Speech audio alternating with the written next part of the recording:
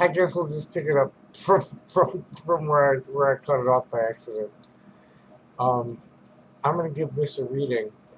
Um, because most people, I think more people are gonna like listen to me reading it than actually read this. This is an important message from keeper of sacred white buffalo calf pipe, chief arbor looking horse. It begins and it's dated 8/26. Oh, so this isn't real new. This is something he said last summer. Um, but it's important for people to understand this, especially in light of the um, horrible attack that was made on the water protector's prayer today. There's it's unclear how many actually got arrested. Could be as many as 150 or more. So anyway, back to this. This is Chief Looking Horse's latest message that I know of. I, Chief Arbor Looking Horse of the Lakota, Dakota, and Nakota nations, ask you to understand an indigenous perspective on what has happened in America, what we call Turtle Island. My words seek to unite the global community through a message from our sacred ceremonies to unite spiritually, each in our own ways and beliefs in the Creator. We have been warned from ancient prophecies of these times we live in today, but have also been given a very important message about a solution to turn these terrible times. To understand the depth of this message, you must recognize the importance of sacred sites and realize the interconnectedness of what is happening today in reflection of the continued massacres that are occurring on other lands and our own Americas. I've been learning about these important issues since the age of 12 when I received the sacred white buffalo calf pipe bundle and its teachings. Our people have strived to protect sacred sites from the beginning of time. These places have been violated for centuries and have brought us to the predicament that we're in at the global level. Look around you. Our Mother Earth is very ill from these violations, and we're on the brink of destroying the possibility of a healthy and nurturing survival for generations to come, our children's children. Our ancestors have been trying to protect our sacred site called the Sacred Black Hills in South Dakota, heart of everything it is, from continued violations.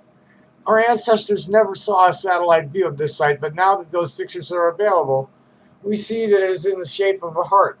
And when fast forwarded, it looks like a heart pumping. The Dene have been protecting Big Mountain, calling it the liver of the earth, and we're suffering and going to suffer more from the extraction of coal there and the poisoning processes used in doing so. The Aborigines have warned of the contaminating effects of global warming on the coral reefs, which they see as Mother Earth's blood purifier. The indigenous people of the rainforest say that the rainforests are the lungs of the planet and need protection. The Gwich'in Nation in Alaska has had to face oil drilling in the Arctic National Wildlife Refuge coastal plain, also known to the Gwich'in as where life begins. The coastal plain is the birthplace of many life forms of the animal nations. The death of these animal nations will destroy indigenous nations in this territory. As these destructive developments continue all over the world, we'll witness many more extinct animal, plant, and human nations because of mankind's misuse of power and their lack of understanding of the balance of life.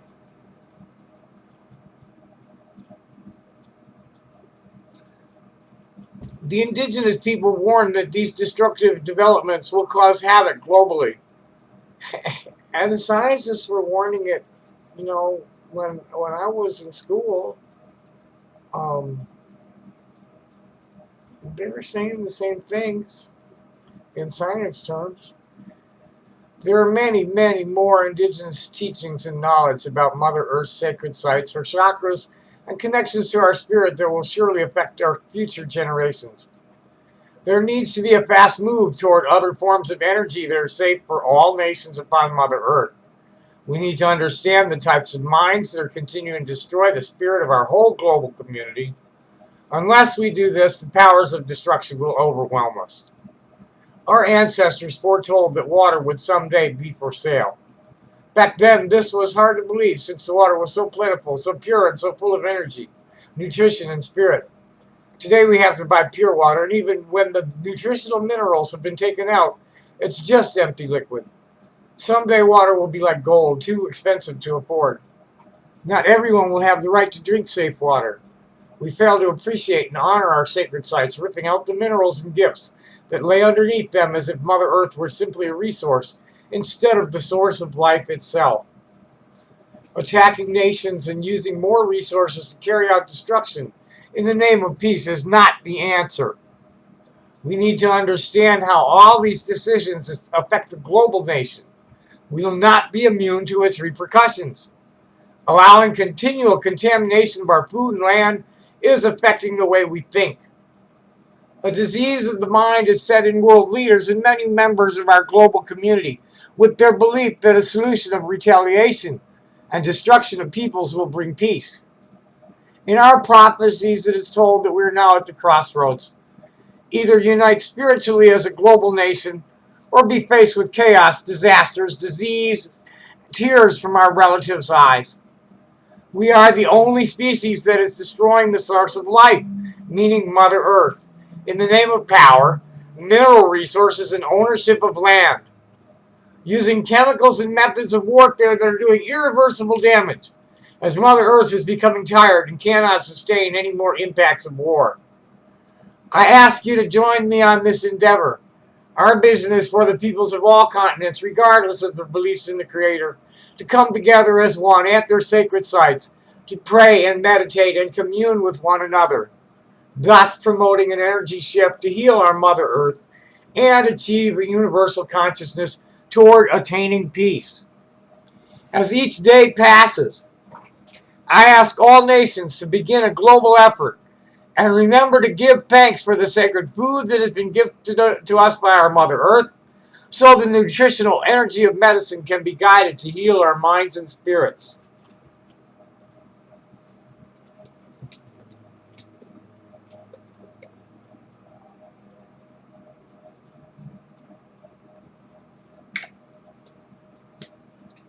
This new millennium will usher in an age of harmony, or it will bring the end of life as we know it. Starvation, war, toxic waste have been the hallmark of the great myth of progress and development that ruled the last millennium. To us, as caretakers of the heart of Mother Earth, falls the responsibility of turning back the powers of destruction. You yourself are the one who must decide. You alone and only you can make this crucial choice to walk in honor or to dishonor your relatives. On your decision depends the fate of the entire world. Each of us is put here in this time and this place to personally decide the future of humankind. Did you think the Creator would create unnecessary people in a time of such terrible danger? Know that you yourself are essential to this world. Understand both the blessing and the burden of that. You yourself are desperately needed to save the soul of this world. Did you think you were put here for something else, less? In the sacred hoop of life, there is no beginning and no ending. Chief Arbel Looking Horse is the author of White Buffalo Teachings, a tireless advocate of maintaining traditional spiritual practices. Chief Looking Horse is a member of the Bigfoot Riders, which memorializes the massacre of Bigfoot's band at Wounded Knee.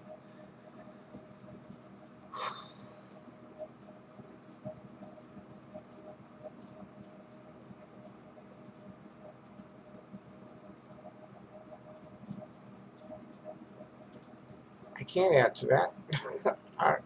Let's see how long that took. That's almost 9 minutes of that. That's plenty. I can't add to that, and I hope somebody who didn't read it is going to hear it and appreciate it and act on it. Because whether my higher self is nothing but imagination and delusions is not important. Whether the aliens will ever, they're not even aliens, this is like the travelers, the immortals of the earth that travel through time and space. If they, if they don't come back, they don't come back. They're gonna let it, it's like Cecil P. Moore said, is that we're either gonna unite spiritually on what's really real, in the oneness of the Creator's energies, and let it enliven the bodies that we get from the Mother Earth, the source of all life, and water, many would call me. Um, we have to defeat the black snake. We must cut off the heads of the Hydra. We need to like totally revolt on November 8th. Like anybody who votes Republican or Democrat and doesn't say, okay, I'm going to throw my vote somewhere else but there. Anybody who votes for that stuff is like, got to have their head examined at this point. If you don't see what the government is doing and who their allegiance is to and how little that has to do with God or Jesus or Muhammad or any of the rest of that stuff. So right there, I'll leave it. And thank you for watching. Happy day. Bye.